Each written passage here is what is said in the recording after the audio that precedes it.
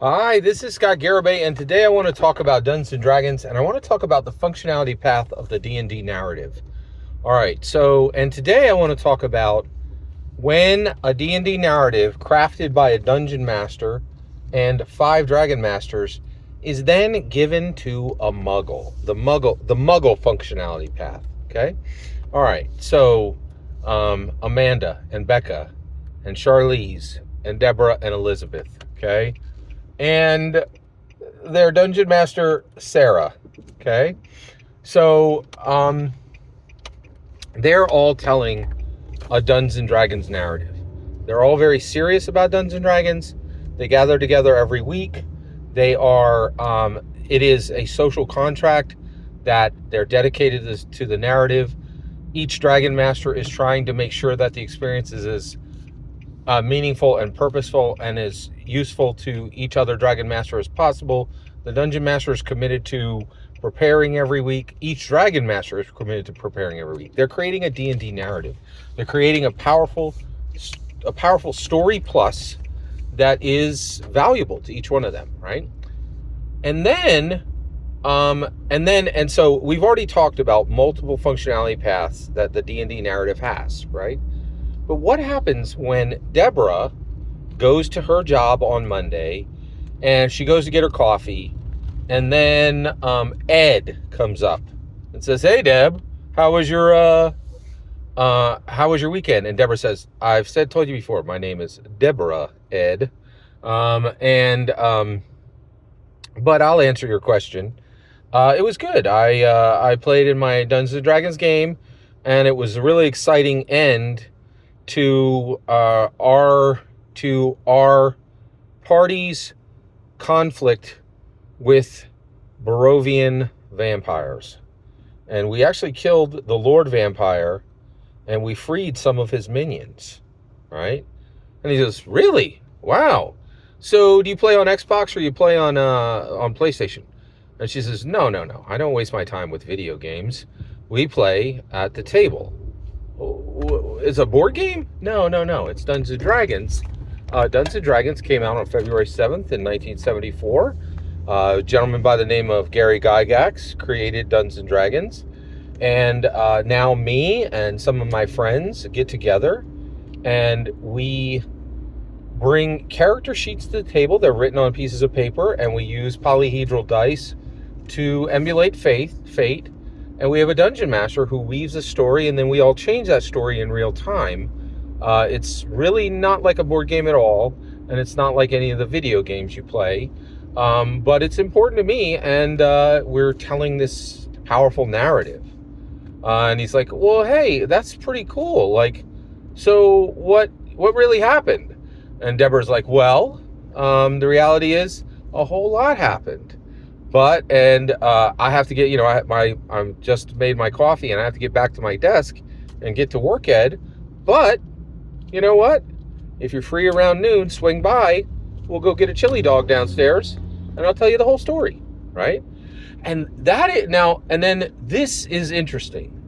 So what is the functionality path that Ed now has? Okay, so first of all, he now knows what a tabletop role-playing is.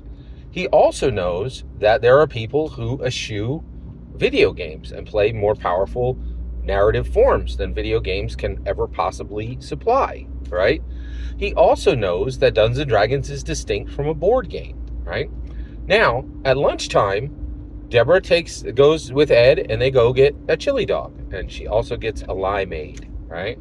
And they have a really nice lunch, and in the 30 minutes they have for their lunch, she tells him the full story of how each of the player, and she tells him, these are the player characters. These are the player. These are the players, right? She doesn't use the term Dragon Master because she knows that, Ed barely understands what Dungeons and Dragons is yet. She doesn't have, space to give him the Dragon Master speech, right? And she says, and here's all the player characters. Here's what species each one of those player characters is. Here's what character they are. Barovia is actually Ravenloft. She explains what Ravenloft is. And then she tells him how each of the players work together to destroy these vampires, right? Now, Ed has now been given a story plus. Now, the reality is, Ed is only going to understand the story part. He's really not going to have any bandwidth for the plus part. And you don't even know the plus part. Actually, you do know the plus parts. If you've been here for a while, you know what I'm talking about. You know what else can be contained within the narrative, right? Many things, right?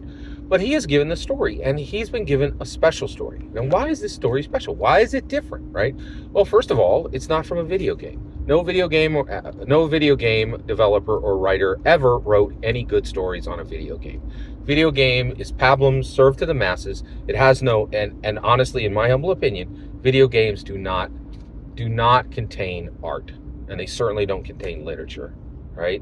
And frankly, in most cases, they don't even contain any value, right? It's worse than Snickers with almonds, right? It's all sugar, right? Like, it's just so, and that's important that he hears this story. In addition to that, right, he escapes the Disney narrative, right?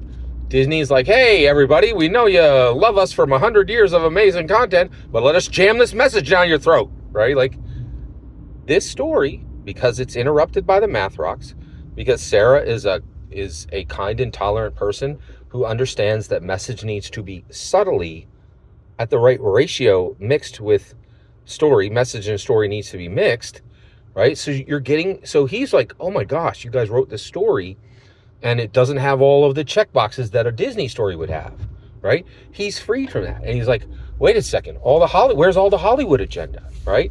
And he's hearing this incredible, valuable, powerful story, right? And this story is important and it's powerful. And guess what? He walks out with enjoyment. So not only have Sarah, gotten 5, 10 different functionality paths out of this already, right? And every Dragon Master has gotten 5 different functionality paths out of this. But Ed receives this, and this is not a small thing. We are fixing the world, right? And I'm telling you right now, right? Every institution is failing. Theological institutions are failing, right? I have an evangelical church, right? We could change the world, right? We have all the solutions. We know all the right things to do. Nobody cares. Nobody shows up, right? Our numbers are massively down from even 2 years ago, right? Like, and nobody's coming, right? Like, nobody, like, we're not growing. So it doesn't matter that we have every solution in the world. This theological organization cannot fundamentally, it's failing right now to fundamentally save Earth, right? Like, it's just because we have the solutions. We have wonderful people. Nobody cares. Nobody's showing up. Nobody's engaging, right? It's frustrating. It's extremely frustrating, right? Science, right? We just went through one of the biggest, debacles in science in the last 125 years, right? And everybody's like, well, we know you guys, scientists have all the right answers and you have all this stuff, but you're putting it through such an incredible strain. And, again, your agenda is first and all these other things you want to accomplish are first. And we don't know if you're giving us truth or any kind of effective solutions. Science is failing. Theology is failing, right? Government, I'm not even going to start, is failing. Like, we're dollars on the ground in 2 wars. People are openly discussing that we're already in World War III, and people are openly discussing what month the Second American Civil War will start. Governments are failing, right? But Dungeons and Dragons is not failing. It has incredible momentum. People are like, wait a second, you sit down with other people at a table and you craft an agenda-free story and you discuss alignment among yourselves and you value each other as human beings. This is everything I want from every organization that I'm trying to get it from, and none of them are giving me any of this. They're not giving me truth. They're not giving me wisdom. They're not giving me love. They're not giving me attention. But you're saying that you have all of that at the Dungeons & Dragons table? Yes. That's what we're saying, right? Like, and this thing where Ed hears this story, right? And there's this switch, right? There's this switch. Ed goes back to his desk, right? And he starts working on his work, right? And there's a moment where he's like, oh my gosh, 5 ladies got together and they told this story together. That's pretty unusual, right? That's a pretty compelling story. I wonder if I should play Dungeons & Dragons, And then, get this. What did it mean? What did it mean to tell that story to Ed? It means he's 24 hours away from manifold sentience. That's what we're talking about. That's what I'm talking about. That's what I'm talking about. What you just heard is my humble opinion. Nothing but my humble opinion. And nothing more or less. The important part is when I get to hear your humble opinion on Ed, on Deborah, on stories that go from wizards to muggles. Please consider liking and subscribing, and have a fetch millennium.